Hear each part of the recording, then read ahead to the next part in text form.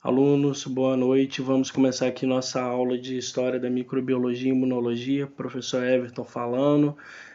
Na aula de hoje a gente vai focar na evolução dos seres humanos, desde o Australopithecus até o Homo sapiens, na proposição da teoria fixista, né, ou criacionismo, e dali a gente faz um gancho para poder falar sobre abiogênese e biogênese, encerrando ali a parte 1 dessa aula de História da Microbiologia e Imunologia.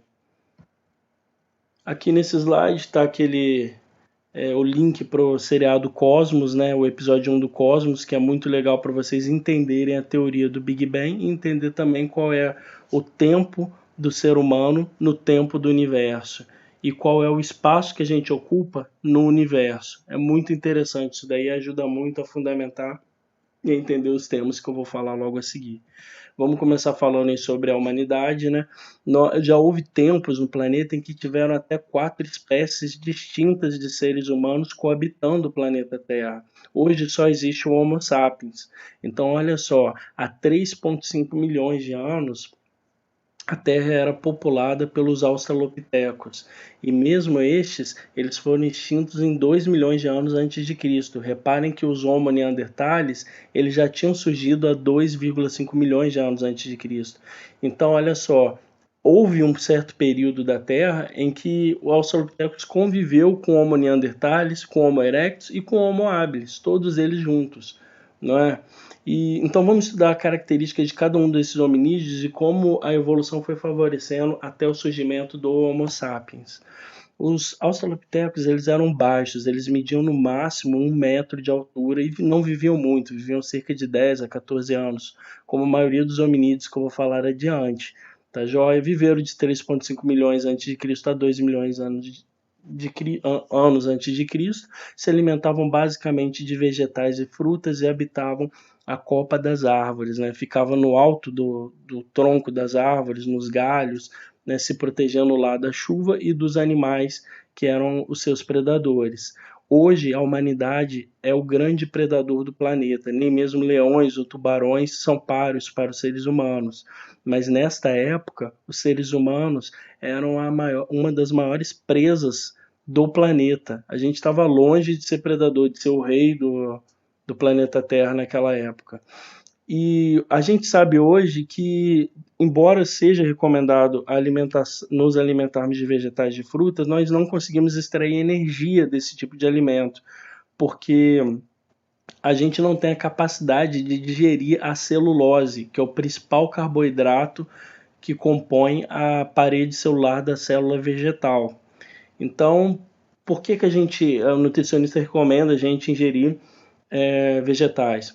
Esse vegetal, a célula não é digerida. Então, o que sobra, né, depois no final? Fibra. E a fibra ajuda a formar o bolo fecal, ajuda a fazer o processo de digestão e de evacuação mais adequado. É bom para os intestinos a alimentação rica em fibra. Entretanto, isso não quer dizer que uma fruta como a laranja não tenha nutrientes que você possa absorver. Você pode não absorver energia da celulose, mas você vai absorver energia da frutose e você vai também absorver várias vitaminas. No caso da laranja, né, o ácido ascórbico, que é a base aí da vitamina C, tá joia? E como que o Australopithecus conseguia digerir a celulose? Ele tinha no apêndice dele, que é esse círculozinho aí no cólon ascendente do intestino, que vocês podem ver no slide, ele tinha no intestino dele o seco, o apêndice dele. E o apêndice dele era povoado por bactérias que viviam em simbiose com o Australopithecus. Então, o que ela fazia? O Australopithecus comia o vegetal era decomposto por essas bactérias que liberavam no intestino do animal carboidratos que ele conseguia absorver para produzir energia. Entendeu? Isso é uma teoria porque ninguém nunca viu o intestino de Australopithecus, mas acredita-se que seja assim, porque hoje nós temos essa pontinha no nosso intestino, vocês devem ter visto na aula de anatomia, mas ela não serve para nada, não tem bactéria, não tem fezes nela, não faz processo digestivo, não serve para absolutamente nada. Para que ela serve? Para acumular algum alimento ou dar alguma infecção bacteriana, você ter uma apendicite, né? Aí você vai sentir constipação, náusea, enjoo, indisposição, muita dor abdominal. Se você não fizer cirurgia para remover o apêndice inflamado, ele pode supurar e você ter uma infecção generalizada e virar o óbito. Então ele hoje só serve para dar problema, tá joia? Então no passado pode ser que ele tenha servido aí para nutrir estes australopithecus. Aqui eu vou mostrar para assim, quem que hoje vive, por que essa teoria ela é no que essa teoria é fundamentada? Se a gente observar que o apêndice do cupim, que é aquele animal que se alimenta de madeira, ele também não consegue comer a celulose, digerir a celulose da madeira. Como que ele faz então para digerir? No intestino dele ele está cheio de protozoários, olha aqui nesse vídeo. Esses protozoários. Esses protozoários decompõem a celulose e liberam para o cupim um resíduo que ele consegue metabolizar para produzir energia para o seu corpo. Se você der um antibiótico para o cupim e matar todas as bactérias que ele tem no intestino, ele vai morrer de desnutrição, porque ele não vai conseguir mais obter energia para se alimentar. Olha a quantidade de protozoários que tem no intestino do cupim. Vocês viram? Retomando aqui a nossa aula. Só um minutinho aqui que eu estou acertando esse programa. Pronto. Vamos falar sobre o Homo habilis. Esse aqui, contemporâneo também do Australopithecus, ele surgiu nos fósseis mais antigos, né, 2,4 milhões de anos antes de Cristo e foi extinto a 1,6 anos antes de Cristo. Também não era muito grande, ele media a mesma altura, vivia pouco tempo, até menos do que o Australopithecus. Isto porque ele viveu no mundo em que os grandes felinos dominavam a cadeia alimentar, como o tigre dente de sabre, né? E como que esses hominídeos faziam para se alimentar? Eles já começaram a ser bípede, né? Isso dava a eles uma certa vantagem em termos de visão do ambiente, porque eles não estavam só olhando para o chão, eles estavam em pé, mas também dava desvantagem de que eles não tinham mais velocidade e agilidade que tinham quando eram quadrúpedes. E para se alimentar, como é que eles faziam? Eles ficavam sempre andando perto de um grande felino, esperava aquele grande felino abater um animal como um búfalo, e aí o grande felino se alimentava daquele búfalo e a carcaça, o resto que ele deixava lá, as tribos de hominídeos, né, de Homo habilis, iam lá e se alimentavam daquela carne que sobrou lá. Só que às vezes, e isso muitas das vezes ocorria, né, o tigre acabava acordando, via que estava aquele monte de hominídeo ali perto e atacava. Então muitos dos hominídeos, dos Homo habilis, morriam no momento da alimentação, porque eles dependiam de ficar próximos do predador deles, né? Só que este hominídeo, seja pelo fato de se alimentar de carne ou por ser bípede, ele teve uma expansão craniana e um aumento na inteligência. Ele, por exemplo, percebeu que se lascasse pedra, ele conseguia fazer instrumentos que permitiriam a ele cortar a carne mais rapidamente de uma carcaça de um osso, né? E com isso ele ficava menos tempo exposto a um animal. Além do que, com essas pedras cortantes, a humanidade teria então a sua primeira arma para uso na defesa frente aos demais predadores, né? Que era o que? A machadinha de mão. Essa pedra que esse moço aqui, né, de sentado e agachado com a pedra na mão, ele está fazendo. Era uma pedra pontiaguda que ele segurava na mão, ficava a ponteira do lado de fora e com aquela ponteira ele podia socar o material que ele queria cortar e ele conseguia obter o corte, né? E aí, muito bem, eles floresceram, viveram bem por um bom tempo, só que outra tribo, né, que foi espécie de ser humano que caminhou aqui sobre a Terra foram os Homo erectus. Estes daqui já eram mais evoluídos do que os Homo habilis. Então, olha só, os Homo habilis de 2,4 milhões a 1,6, acredita-se que algumas famílias de Homo habilis deram origem aos Homo erectus, hominídeos que andavam totalmente bípede, tinham bem menos pelo no corpo e muito mais potência cerebral, um cérebro bem mais expandido. Isso porque eles se alimentavam bastante de carne, né, que propiciava um aumento da massa muscular também. E como é que era a metodologia de caça desses hominídeos? Eles andavam em grupo, né? Eles perceberam que caçando em grupo era melhor do que caçar sozinho, como antes eram com os australopithecus ou com os Homo habilis. Eles caçavam sozinhos, era cada um por si, e pronto. No Erectus não, eles já começaram a caçar em bandos, em grupos, né? E eles já começaram a dominar o fogo e perceberam que algumas pedras, quando eram aquecidas demais na fogueira, elas derretiam e depois ficavam duras, eram os metais. E com aquelas pedras eles conseguiram forjar as primeiras armas para serem usadas na caça, as lanças, né? As lanças com ponta de metal. Isso possibilitou a esses hominídeos uma grande gestão de volume de carne, né? Que passado alguns milhões de anos, né? Mais 1 milhão, 2 milhões de anos, o que que levou? Levou a um tronco, a uma ramificação do Homo erectus, levou ao surgimento do Homo neanderthalis, que surgiu em 2,5 milhões de anos antes de Cristo e foi extinto apenas 12 mil anos antes de Cristo. Pessoal, é muito interessante isso. Olha só, o registro da primeira cidade que a gente tem, a cidade mais antiga, é de cerca de 3.500 anos antes de Cristo. Imaginem que em 12 mil antes de Cristo tinha um monte de neandertais andando no planeta Terra, né? E o que esses neandertais se diferenciavam dos demais? Bom, eles eram muito fortes, eles tinham uma massa muscular bem grande, a altura deles era bem maior, já era uma altura que se assemelhava à nossa, a ossos, né, de neandertais que chegavam à altura até de 1,70 m. Então eles eram verdadeiros gigantes comparados àqueles outros hominídeos que mediam no máximo 1 m. Eles já chegaram a desenvolver, aprimorar a tecnologia de caça, dominavam o fogo. Repara nessa figura anatômica aqui, eles possuíam um osso ióide. Esse osso ióide ele serve de suporte para toda a musculatura que nos possibilita falar, e isso também nos leva a acreditar que estes hominídeos eram capazes de esboçar algumas palavras, poucas, mas era o início da comunicação humana. E a gente sabe muito sobre eles porque eles foram os primeiros hominídeos a sepultarem os mortos, demonstrando que já começou a haver ali um esboço de ritual fúnebre, religioso ou de empatia com o outro, né? Algo que os outros hominídeos não tinham. Eles nem sabiam que iriam morrer algum dia. Já o Neanderthalis, como eles enterravam os mortos, né? Havia um ritual fúnebre. É possível, né, acreditar que eles sabiam, né, que iam morrer cedo ou tarde e se preocupavam com isso. É interessante analisar que esses hominídeos eles floresceram muito no planeta Terra, e o que levou mais eles a dominarem o globo foi a Era do Gelo, uma era glacial que ocorreu lá há cerca de 12 mil anos antes de Cristo. 12 a 14 mil anos antes de Cristo. E o que aconteceu nessa era glacial? Aí então uma projeção, o planeta inteiro ficou congelado, né?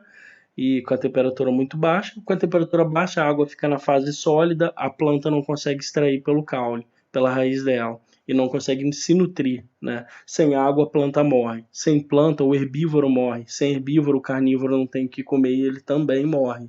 Então, a quantidade de alimento disponível num planeta que está numa era glacial é muito baixa, é muito pequena. Então, somente os organismos mais bem adaptados ao frio extremo conseguiriam sobreviver. Reparem aqui a diferença. Olhem o nariz do Homo neanderthalis como era. E agora olhe dos demais. Tá vendo? Olha só. Os demais tinham o nariz chato, né? O nariz chato, semelhante ao de um macaco. Ele não tinha um septo nasal longo, né? Nem tinha um septo cartilaginoso. Sem este septo, eles não conseguiam aquecer o ar frio daquele mundo da Era do Gelo. E o que aconteceu com eles? Entrava o ar frio demais no pulmão, aquele ar levava eles a desenvolver doenças, possivelmente pneumonias, né, tuberculoses, algo do tipo, que levou à extinção em massa de todos esses hominídeos. E o único que ficou na Terra foi o Homo neanderthalis. E aí o que aconteceu? Lá em meados de 12 mil anos antes de Cristo, os neandertales se depararam com uma espécie de hominídeo extremamente evoluído, muito, mas muito superior a eles. Eram os Homo sapiens. Estes tinham uma expansão craniana absurda. Eles eram bípedes extremamente ágeis. Eles tinham uma capacidade de comunicação perfeita, uma organização social. Eles já viviam em tribos, né? Já deixando de ser nômades, né, começaram a ser sedentários, a se instalar em lugares para desenvolver a sociedade deles. E estes são são, né? Somos nós, os Homo sapiens. Muito bem. Esses hominídeos, então os australopithecus, eles por competição, né, eram no mundo, os Homo sapiens surgiram ainda no mundo no final da era do gelo. Eles competiam por alimento com o Neandertales, só que o Neandertales não tinha condição. Enquanto o Neandertales ainda tinha uma lança, ele tinha que ir de grupo e com lança caçar um mamute, algum animal que para se alimentar.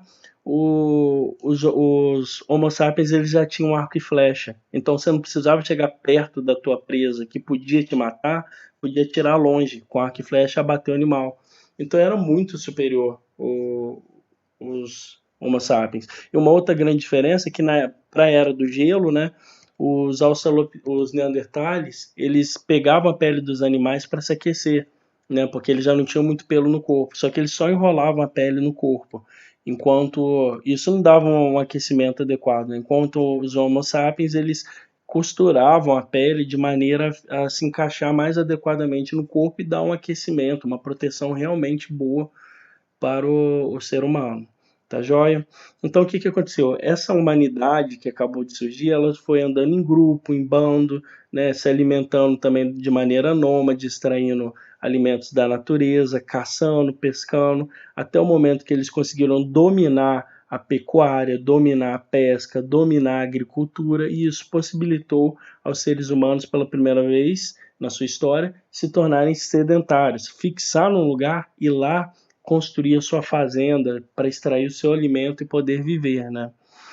Os primeiros assentamentos humanos que se tem registro foi lá na região do Oriente Médio, né? Entre os rios Tigre e Eufrates, nessa terra chamada Mesopotâmia. Lá se instalaram cidades, povos muito antigos, né? Que a gente conhece o nome lá do curso de História no ensino médio, na escola, né? Os Sumérios, os Acádios, os Babilônios, os Caldeus, né? Eram esses povos que estavam ali vivendo na Mesopotâmia. Outro lugar onde a gente teve grandes assentamentos que se proliferaram e deram origem a grandes civilizações foi no Vale do Rio Nilo, né, no norte da África, né? No Vale do Rio Nilo teve assentamento de vários povos, né, de vários grupos de Homo sapiens, e eles deram origem à civilização egípcia, né, do Egito Antigo, deu origem lá. E a terra a terra próxima aos rios, lembra que esse mundo era um mundo aqui, ainda mais nessa região, era desértico, é seco, árido, o alimento não está em grande abundância, eles precisavam caçar, correr atrás, então você viver num lugar onde aquilo que você joga na terra cresce, era muito bom, era muito importante e todo mundo queria viver lá. As terras eram muito férteis próximos dos rios, especialmente aqui, ó, no delta do Rio Nilo, tá vendo? Ó? Olha só esse pedacinho de terra circulado pelo mar aqui, rio aqui, então é uma terra muito fértil. Uma das primeiras cidades que a gente tem nome é a cidade de Ur, né? Essa cidade de Ur, ela está hoje na porção sul do Iraque, ela chegou a ter 65 mil habitantes no seu apogeu, né? E olha só as edificações da cidade de Ur como eram já de alvenaria, já tinham templos religiosos, já tinham um exército, já tinham um governo bem estabelecido, já tinha medicina, né? Eles já observavam, já começaram a estudar astronomia, então era bem evoluído. E tem um cidadão de Ur que vocês conhecem muito bem, é o Abraão, aquele mesmo Abraão da Bíblia, relatado no Velho Testamento, né, no Antigo Testamento. O Abraão, pessoal, olha só aqui, Abraão era filho de Terá, ele era a 20ª geração depois de Adão, né? Pela Bíblia, de onde veio a humanidade? De Adão e Eva, né? Nós somos filhos de Adão e Eva. O Abraão é a 20ª geração depois de Adão. É a 20ª geração, né, dos filhos de Adão, né? E ele é a 10ª geração após Noé. Noé da Bíblia. Aquele Noé que o mundo estava cheio de pecado, Deus fez o dilúvio, encheu o mundo de água, né? Cobriu tudo por 40 dias. Noé construiu uma arca, colocou na arca 2 animais de cada espécie e navegou no mundo até se findar esses 40 dias. Quando o nível de água baixou, a Terra surgiu e ele novamente foi repopular o planeta e reconstruir a civilização. Tá joia? Então, muito bem. Por que nós destacamos o Abraão na cidade de Ur? É que, se nós pararmos para pensar, em toda a história da humanidade, nós nunca tivemos um tempo para parar e descansar. Sempre tivemos que ficar caçando, nos protegendo de predadores, mudando de ambiente para ir atrás da alimentação. Só que agora que a gente tinha uma cidade, a água ia até a porta da tua casa, ou próximo a ela. O alimento já tinha alguém que caçava, enquanto você fazia um escambo, dava para ele uma outra mercadoria. Vamos supor, você costurava lá um sapato, dava para ele e te dava um pedaço de carne, porque ele caçou, entendeu? E aí você podia trocar metade daquela carne com alguém por cereais, como a cevada, o milho, o trigo, entenderam? Então era feito dessa forma. Com isso, nas vezes em que ocorreram grande abundância na disponibilidade de alimento, a população teve pela primeira vez na história tempo para o ócio, para descansar, para repousar. E quando você repousa, você não precisa se preocupar com o alimento por aquele dia que seja, com perigos, com nada. Naturalmente você vai refletir sobre a tua existência. E foi isso que aconteceu com essa população. Eles pararam para pensar de onde eles vieram, para onde eles vieram, o que eles estavam fazendo ali, entendeu? Qual era o sentido da vida, da existência, né? Por que de vez em quando chove? Por que faz dia, faz noite, faz inverno, verão? Entendeu? Um monte de explicação. O que eram aquelas coisas brilhantes no céu, que eram as estrelas? Eles não sabiam explicar nada de nada. Então, uma dessas pessoas, o Abraão, ele recebeu revelações divinas, né? Deus falou com ele e explicou para ele muitas coisas, né? Contou para ele sobre como que a humanidade surgiu, era a questão do Adão e Eva, sobre como Deus criou o mundo em 7 dias, né? Aquele Deus falou que fizesse a luz assim se fez, que se fizesse a água e tal, aquele mito da criação, né? E assim foi feito. Então, disso daí, as grandes civilizações da antiguidade, elas defendiam a ideia do criacionismo para explicar tudo que existia, tudo que era feito, que você via. Surgimento de seres vivos, de uma pessoa, de um animal, a morte, a transformação da matéria, tudo.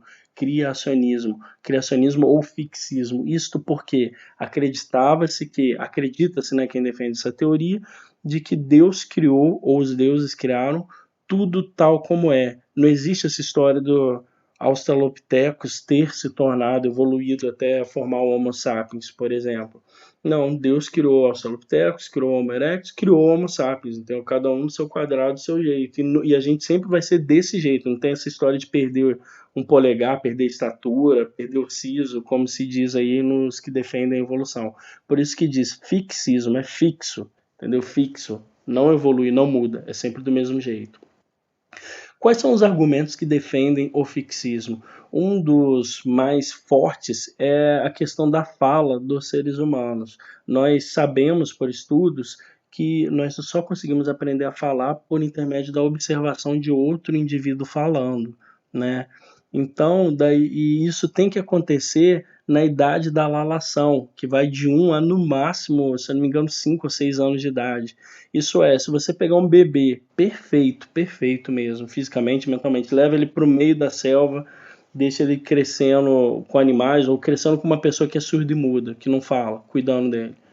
Essa criança, ela nunca na vida dela vai conseguir falar. Ela vai conseguir aprender, entender o significado das palavras, né? Mas ela vai ser vitaliciamente muda, né? A vida dela inteira ela vai ser muda, embora ela consiga escutar direito. Isso porque se a gente não aprende a falar na idade da lalação, que vai de 1 a 6 anos de idade, 5 anos, você nunca mais vai aprender a falar, você nunca mais vai aprender a controlar a contração do diafragma e do músculo intercostal para expulsar o ar na entonação correta, controlar as cordas vocais, a língua, gesticular, não vai aprender nunca mais. Então vamos pensar o seguinte: se para que uma pessoa aprenda a falar é necessário que ela observe uma outra pessoa falando, quem foi a primeira pessoa que ensinou o ser humano a falar? Entendeu? Com quem o ser humano aprendeu a falar? Como aconteceu isso? O próprio surgimento do idioma, da linguagem, para um fixista é a prova de que Deus existe, pois foi ele que ensinou o ser humano a falar. Entenderam? A outra teoria é do projeto, né? Nada que tenha um projeto intrínseco, né, pode ser gerado pelo acaso. Então, por exemplo, vocês nunca vão ver uma onda do mar ir e na hora que ela volta aparecer um computador. Isso por quê? Porque um computador, ele tem um projeto, ele tem teclas, ele tem mouse, ele tem circuito, ele tem um monte de coisa que foi feita aqui, que dá para ver que por acaso nunca vai surgir um computador, algo do tipo, um carro, entendeu? Um relógio. Então, se um computador que é simples comparado a uma célula, a um ser humano, necessita de um projeto, como um ser vivo não necessitaria de um projeto? Vocês perceberam que é muito mais complexo do que qualquer máquina que existe. Então, é outro argumento para defender que há sim uma inteligência primordial que projetou tudo como é. E as leis da física, elas são também perfeitamente amarradas, né? E é tão sincronizado o funcionamento do universo que também fomenta muito essa teoria. E um outro exemplo é se a gente extrair o DNA da célula e fizer uma tecnologia de DNA recombinante ali, né, um Western blotting, por exemplo, um Southern blotting, a gente vai conseguir fazer uma corrida de eletroforese. Vamos conseguir ver o código genético dessa pessoa. Tá aqui, ó, são essas barras que vocês estão vendo. Isso daqui, para quem fez o curso de biologia molecular, diz muita coisa, entendeu? Para a pessoa. A gente consegue saber se ela é parente de alguém, qual doença que ela é predisposta a ter, se ela cometeu um determinado crime ou não, mediante as provas que foram apresentadas, perceberam? E o interessante é que todo ser vivo apresenta a mesma coisa, apresenta a mesma sequência de 4 nucleotídeos no interior do seu núcleo celular. E isso daí é coincidência demais para ter sido obra do acaso. Perceberam? Muito bem. Continuando, houve um grupo de seres humanos que se assentou na Península Ática e do Peloponeso. Essa península, ela se situa no sul da Europa, também numa região próxima ali do Oriente Médio, por aqui assim, ó, tá vendo? Aqui, deixa eu ver, não estou conseguindo ver com destaque aqui para mostrar para vocês. Nessa região de clima quente, agradável, né, e banhado pelo mar Mediterrâneo, surgiram um grupo de pessoas, né, que deu origem à Grécia Antiga, né, a civilização grega, e que eles se propuseram a explicar todo o mundo, toda a existência, se valendo unicamente da razão. E uma das primeiras perguntas que estes filósofos fizeram a si mesmo era com relação à origem dos seres vivos e da biodiversidade. Para isso, eles propuseram várias teorias, e uma das mais aceitas, que foi aceita até meados do século XVIII, foi a teoria do princípio vital, proposta por Aristóteles. O que o Aristóteles defendia? É que juntava alguns elementos inorgânicos, a terra, você juntar um pouquinho de terra com ar, água, e mais o princípio vital, e aquilo viraria uma espécie de ser vivo. Por que ele dizia isso? Ora, se você vê uma terra do nada, parada num canto, você sai da sua casa, olha lá, não tem nada, só tem terra. De repente começa a crescer um vegetal. Ué, como é que surgiu aquele vegetal do nada? Choveu e apareceu um vegetal. Perceberam? Então ele não sabia nada de semente, de pólen, de reprodução de vegetal. Ele olhava também para um lago que não tinha nada, nenhum ser vivo, aparentemente, um sapo, uma rã. Aí de repente ele via surgir uma Vitória Régia. Aí ele continuava olhando alguns dias, do nada ele via sair do lago um sapo, uma rã, né? Como que pode ter surgido esse sapo e essa rã? Olha só, se você mexer, sentar na beira do lago e mexer na terra dele, você vai ver isso daqui que vocês estão vendo. Um monte de girinos se mexendo. Esses girinos estão até bem grandes, ó. Eles vão estar vivendo ali pertinho, num lago, num brejo. E aí o que acontece com esse girino? Ele vai sofrendo metamorfose, ele vai se tornar uma rã, né? E então era por isso, ele acreditava que vinha da união de coisas inorgânicas que surgiria, né, algum ser vivo. Esse pensamento durou até aí, como eu já disse, meados do século XVIII, quando agora grupos de cientistas se preocuparam em responder essa pergunta em definitivo. E aí houve dois grandes times, né, a propor experimentos para provar uma das teorias. Tinham aqueles que defendiam a ideia do princípio vital, e esses pesquisadores eram aqueles que defendiam a teoria da abiogênese, a é prefixo de negação, né? A gênese é a formação e bio é vida. A vida não surge a partir A vida surge a partir da matéria inanimada. Tá bom? O pessoal que defende isso aqui defende a mesma coisa que Aristóteles.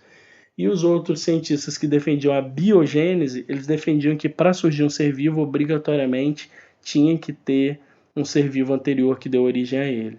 E aí houve um verdadeiro bate-bola, uma disputa, né, entre esses dois times, que tiveram como expoentes, né, os pesquisadores Jean-Baptiste Van Helmont, Francisco Redi, John Needham, Lázaro Spallanzani e o Louis Pasteur. Vamos verificar aqui o experimento do Baptiste Van Helmont. Ele defendia a abiogênese. Para provar que a abiogênese era o correto, ele simplesmente pegou um jarro e pôs lá uma roupa suja com um pouco de trigo, um pouquinho de água, deixou num lugar escuro. O ar do ambiente, ele trazia o princípio vital para aquela roupa, para aqueles elementos, né? Passado 1, 2 dias, ele viu que aquele jarro estava cheio de ratos dentro, né? Então, como que surgiu ratos lá? Se ele deixou num jarro, né? Considerem sempre a falta de conhecimento e de tecnologia que eles tinham naquela época. Olha, é quase Idade Média aqui ainda, né? Se eu não me engano, é início da Idade Moderna. Então, ele nasceu em 1579 e morreu em 1644. Para ele, os ratos surgiram do nada, e não que o rato escalou o jarro, caiu lá dentro e depois não conseguia sair. Contestou o experimento dele o Francisco Redi. O que o Francisco Redi fez para provar que essa ideia da abiogênese estava certa? Ele simplesmente pegou uma carne, né, um pedaço de carne, colocou num recipiente e deixou em um recipiente tampado e no outro aberto. No que estava aberto, as moscas entraram em contato com a carne, colocaram seus ovos, os ovos eclodiram e deram origem às larvas, né? Olha lá, as larvas crescendo. Estão vendo? Deram origem às larvas. E no outro que estava tampado, não surgiu larva nenhuma. Então isso provou,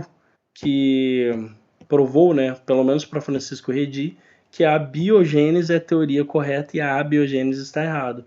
Entretanto, o Baptiste Van Helmont, ele contestou, dizendo que ao fechar o alimento num pote, ele impediu que o princípio vital acessasse aquela matéria lá para surgir a vida. E aí o que o Redi fez? Ele pegou um recipiente, pôs o mesmo pedaço de carne, só que ao invés de tampar, ele pôs uma tela. Assim o ar entrava e saía numa boa, o princípio vital acessaria aquela matéria, mas as moscas não acessariam. E o resultado foi qual? Não surgiu larva aqui nesse frasco, mas surgiu larva no outro. Então, provando que para surgir vida, tem que ter vida anteriormente, tem que ter alguma vida anterior que deu origem a essa vida. E aí, a princípio, a biogênese ficou comprovada. O problema é que Anthony van Leeuwenhoek, ele desenvolveu esse microscópio de mão, né? Ele só tinha uma lente, né? A mesma lente era objetivo e ocular, fazia o papel das duas, e ele colocava aqui, ó, na pontinha dessa agulha aqui, uma solução, uma água com alguma coisa que ele queria observar, né? Um material lá. E aí ele segurava esse microscópiozinho aqui na frente dos olhos, aqui, e aqui tinha que ter uma luz, ou uma luz, a chama de uma vela, ou a luz do sol. E ele observava o que estava naquela gotícula de água, de urina, de sêmen, de saliva, de um material que fosse que ele diluísse numa aguinha para ele manter ele na ponta. Ele enxergou vários animais e ele desenhou esses animais. Olha só, pulga com uma riqueza de detalhe absurda, né? Vários insetos. Ele fez um livro com esses insetos. Ele mandava cartas para a Sociedade Real Inglesa, que catalogava todo conhecimento científico daquela época, né? Os mais representantes. Teve como membro Isaac Newton, por exemplo. E então ele fez essa comunicação de que ele enxergava vários animais pequenininhos que ele chamou de animálculos. Ele enxergava animais como esses aqui nas fezes deles, né? Protozoários, bactérias, e ele não entendia o que era aquilo, só sabia que existiam animais muito pequenininhos. O problema é que essa descoberta dele retomou a discussão sobre biogênese e abiogênese, porque embora se fechasse o frasco com um pedaço de carne e se tampasse com uma tela e não surgisse larva, surgia sim bactérias aqui, né? E para provar que a abiogênese é a teoria correta, o John Needham fez o quê? Pegou um frasco, encheu com caldo de carne, que cresce muita bactéria, né? Ferveu aquele caldo de carne e depois tampou. E aí o que aconteceu? Quando ele ferveu, na crença dele, ele matou todas as bactérias. Quando ele tampou, ele impediu que novas bactérias entrassem. Deixou lá, fechadinho, direitinho. Passado alguns dias, o que aconteceu com aquele caldo de carne? Ele ficou todo turvo. Surgiram bactérias nele, né? Só que o Lázaro Spallanzani, ele contestou o experimento do John Needham. Ele falou que o John Needham nem tinha fervido o caldo muito bem e nem tinha vedado muito bem o frasco. Então, o que o Spallanzani fez? Repetiu o mesmo experimento, só que dessa vez ele ferveu muito o caldo de carne. Depois ele vedou muito bem o recipiente e não cresceu nada, ficou estéril, né? Mas aí o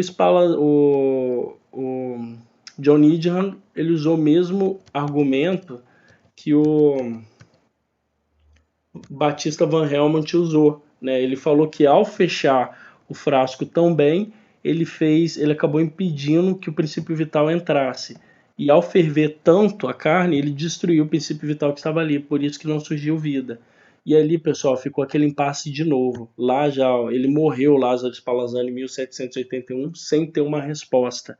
Sem o povo até então sem saber se para surgir um ser vivo tinha que ter um anterior ou não. Quem pôs fim a essa questão veio a nascer apenas em 1822, foi o Louis Pasteur, né? Isso já na segunda metade da sua vida.